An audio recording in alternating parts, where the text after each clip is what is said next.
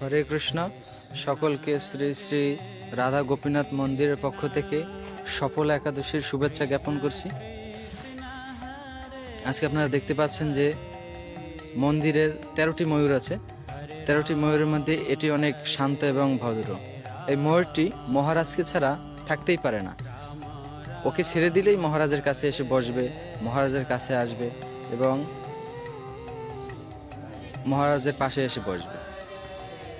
ও খুবই প্রকৃতিপ্রেমী এবং মহারাজকে ও খুব পছন্দ করে।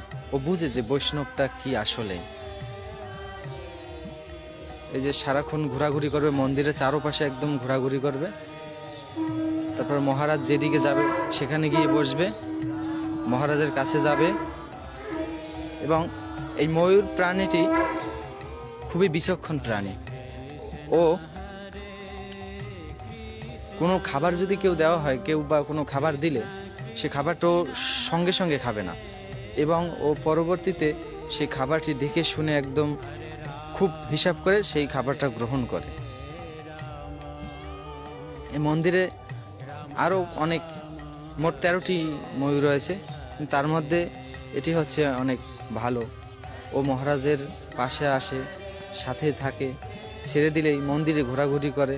এবং এই দেখুন কিভাবে দেখছে, ও দেখছে যে মালাটার এটা কি, কত মালা জপ হলো।